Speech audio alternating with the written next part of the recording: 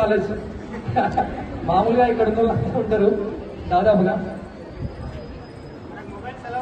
సెలవులు ఉన్నాయి ఇంకా దాచుకుంటాం.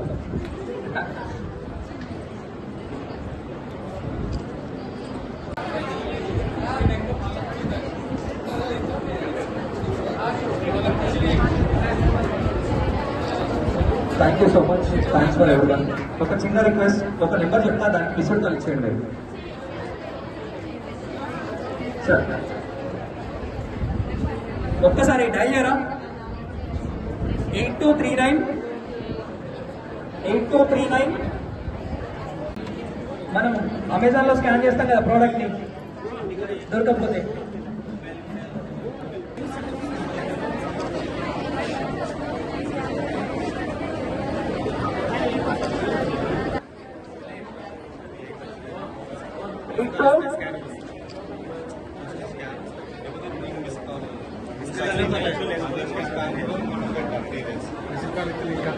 Mobile number 8239523455.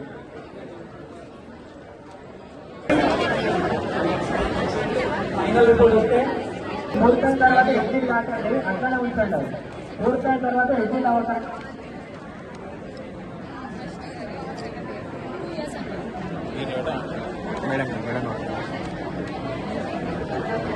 పూర్తయిన తర్వాత అక్కడే ఉండనియండి. క్లోజ్ చేయకండి, ఎవరు క్లోజ్ చేయకండి. పూర్తయిన తర్వాత అక్కడే ఉంచండి.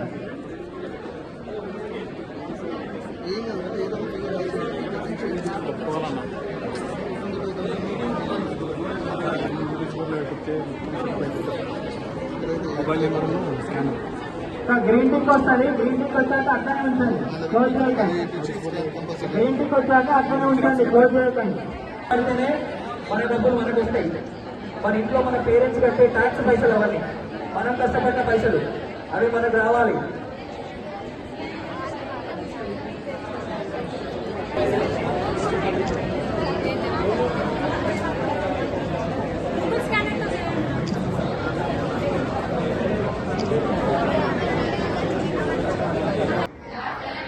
బాగున్నారు అందరూ? రియంబర్స్మెంట్ రావట్లేదు, ఎలా బాగుంటాం? కష్టం కదా. నేను ఒక స్టూడెంట్, నేను కూడా రియంబర్స్మెంట్ తీసుకున్నదాన్ని, మెడికల్ స్టూడెంట్. చాలా కష్టం అవుతుంది ఇంట్లో బయట. ఎందుకంటే ఇప్పుడు మన వాళ్ళు చాలా మంది కూడా చదువుకుంటూ ఇప్పుడున్న జనరేషన్లో పార్ట్ టైం జాబులు చేసే వాళ్ళు కూడా ఉన్నారు. అవునా తమ్ముడు? చేయట్లే, చేస్తున్నారు. ఆ రియంబర్స్మెంట్ ఫీ వస్తే ఏదైనా కొనుక్కుందాం, బుక్స్ కొనుక్కుందాం, సమ్ ఇంట్లో తమ్ముడికో అమ్మకో నాన్నకో హెల్త్ ఇష్యూస్ ఉంటే వాళ్ళకి యూజ్ అవుతాయని, లేకపోతే చదువుకున్న మనకి 100% మనకి అవసరాలకు యూజ్ అవుతాయి. మనం దేనికి యూజ్ చేసుకుంటాం? బుక్స్ ఆర్ సంథింగ్ ఎల్స్, ఏదైనా స్టడీ మెటీరియల్స్ కదా, స్టడీ మెటీరియల్స్కి యూజ్ అవుతాయి. కనీసం ఆ ఫీజ్ రియంబర్స్మెంట్ కూడా ఇవ్వక ఆల్మోస్ట్ ఆల్ 6 years అవుతుంది. అంటే అప్పుడున్న టీఆర్ఎస్ గవర్నమెంట్ అప్పుడున్న అంతా అయిపోయింది, ఇప్పుడు కాంగ్రెస్ గవర్నమెంట్ ఉంది, ఇప్పుడు ఇంతే అవుతుంది. అది మామూలు మధ్యతరగతి కుటుంబాలకు ఎంత భారమో అనుభవిస్తున్నా తెలుసు. అనుభవిస్తున్న వాళ్ళకి చాలా అర్థమవుతుంది. 6 సంవత్సరాలకు ఫీజు రియంబర్స్మెంట్ అంటే 15,000 కోట్లు. 1 కాదు 2 కాదు, 15,000 కోట్లు. మనకు ఆ డబ్బు అందొస్తే మెటీరియల్స్కో బుక్స్కో, సరే పేరెంట్స్ అటో ఇటో అప్పులు తెచ్చి పెడతారు, అప్పులు కట్టడానికైనా ఉంటుంది కదా. దాదాపు అందరం మిడిల్ క్లాస్ ఫ్యామిలీస్ నుంచి వచ్చిన వాళ్ళం ఉన్నాం. హైయెస్ట్ నేను కూడా ఫీజు రియంబర్స్మెంట్ తీసుకున్నాను, మెడికల్ కాలేజ్లో నేను తీసుకున్నాను. నేనే చెప్తున్నాను, నాకు అవి యూజ్ అయ్యాయి. నేను ఫ్రీ సీట్ తెచ్చుకున్నాను, నాకు హాస్టల్ ఛార్జెస్ వరకు నాకు యూజ్ అయ్యేవాళ్ళు. నా పేరెంట్స్ మీద బర్డెన్ పడకుండా. మనకు ఉంటుంది కదా, ఆ సెల్ఫ్ రెస్పెక్ట్ ఉంటుంది కదా. నా కష్టం చేసి నా కష్టంతో నేను చదువుకుని ఇప్పటికి కూడా నేను గర్వంగా చెప్పుకుంటా. నా మెడిసిన్ నన్ను ఎవరు చదివించలేదు, నేను కష్టపడి ర్యాంక్ తెచ్చుకున్నా. నా ఫీజు రియంబర్స్మెంట్తో వచ్చిన డబ్బులతో నేను హాస్టల్లో నేను పే చేసుకున్నా. నా ఫుడ్ వరకు మెస్ ఛార్జెస్ అన్ని నేను పే చేసుకున్నా అని ఇప్పటికీ చెప్పుకుంటా ఉంటా. నా పేరెంట్స్కి బర్డెన్ పడుతుంది. మరి మనకు కూడా అది ఉండాలి కదా, ఆ గర్వం అనేది మనం చెప్పుకోగలగాలి కదా. అరే మన డబ్బులు రా, ఎవరియో గవర్నమెంట్ ఉత్తి పుణ్యానికి ఇస్తలేదు, దానం ఇస్తలేదు. మనం ట్యాక్సులు కట్టి మన దగ్గర నుంచి పోయిన డబ్బులే తిరిగి మనకి ఇవ్వడానికి వాళ్ళకి నొప్పి అవుతుంది. ఇంట్లో పేరెంట్స్ ట్యాక్సులు కడతారు, తెలుసు కదా, అందరూ తెలుసు కదా. ఇంటి ట్యాక్స్, నల్ల ట్యాక్స్, ఇవన్నీ ట్యాక్సులు కడుతూనే ఉంటారు, ముక్కు వెండి మరీ వసూలు చేస్తారు. మన దగ్గర నుంచి పోయిన డబ్బులే తిరిగి మనకి ఇవ్వడానికి నొప్పి అవుతుంది. హామీలు ఇచ్చిండ్రు 1 టైం సెటిల్మెంట్ అని, అది చేయాలి కదా. అడగడానికి భయపడుతున్నారు, మేము అడుగుతున్నాం, మీకోసం కొట్లాడడానికి వచ్చినాం. సరే, ఇక్కడ పాలిటిక్స్ వద్దు, కాలేజ్లో పాలిటిక్స్ వద్దు, మేము పొలిటికల్గా కూడా దీన్ని ఏదో చేయాలని మేము అనుకోవట్లేదు. కాకపోతే స్టూడెంట్స్కి కష్టం అవుతుంది. మొన్న చదువుకొని వచ్చాం, బాగా రోజులు ఏం రాలేదు కూడా, మేము చదువుకొని వచ్చాం, మాకు ఆ బాధలన్నీ తెలుసు.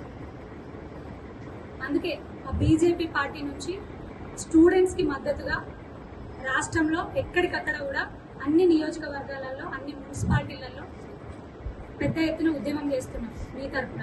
ఆ ఉద్యమానికి మేము కూడా మీతో పాటు ముందుంటాము, మేము కూడా మీకు సపోర్ట్గా వస్తాము అని మీరు మాకు ఇచ్చే ఒక చిన్న మిస్డ్ కాల్, మీరు మాకు తోడుగా ఉన్నారని చెప్పడానికి ఒక చిన్న మిస్డ్ కాల్ ఇవ్వాల్సి ఉన్నది. ఆ విషయం మీతో షేర్ చేసుకుందామని మేము ఇక్కడికి వచ్చాం మీకోసం డెఫినెట్గా. ఎందుకంటే నిజామాబాద్ డిస్టిక్లో మొన్న పెద్ద ఎత్తున ర్యాలీ చేశారు, మీరు చూసే ఉంటారు సోషల్ మీడియాలో.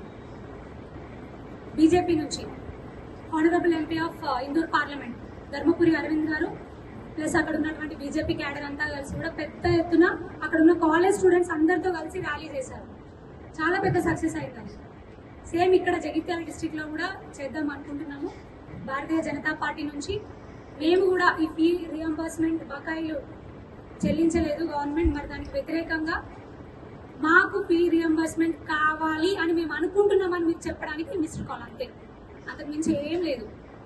మిమ్మల్ని తర్వాత కూడా ఎవరు ఏం డిస్టర్బ్ చేయరు, మీకు కాల్స్ రావు, ఏమి రావు. జస్ట్ మీరు ఇచ్చే మిస్డ్ కాల్ ఏంటంటే మీరు వేసిన ఓటు మీ ఫీ రియంబర్స్మెంట్ రావడానికి, అంతే. అది చెప్పడానికే మీ ఇక్కడికి వచ్చినాము. మేము మీకోసం ఫైట్ చేయాలనుకుంటున్నాము. మీ అందరి సపోర్ట్ కూడా కావాలి, మోరల్లీ కావాలి, మెంటల్లీ కావాలి, ఫిజికల్లీ కూడా కావాలి. ఫిజికల్లీ కావాలంటే ఏదో ఫైట్లు చేయడం అది కాదు, జస్ట్ మన గొంతును రేస్ చేసి మనం చెప్పడం, అంతే. డెఫినెట్గా పోరాటం చేస్తే ఏదైనా కదులుతుంది, ఏ గవర్నమెంట్ అయినా కదలాల్సిందే. మీరు జంజీ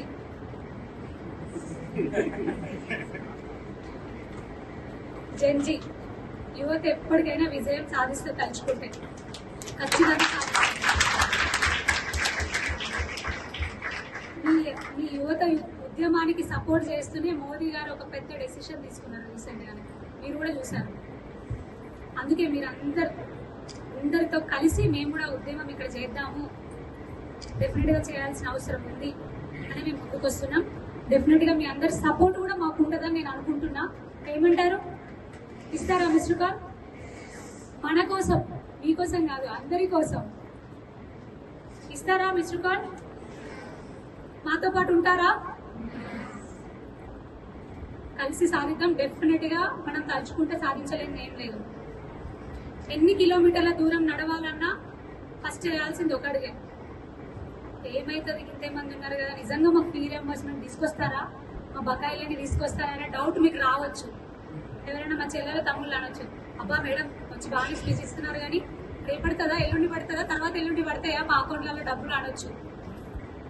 ఏమో చేస్తామేమో, ఎందుకు అనుకోవాలి అనుకున్నావా? చేస్తామేమో, సాధిస్తామేమో. విల్ ఉండాలి. If there is a will, there is a way.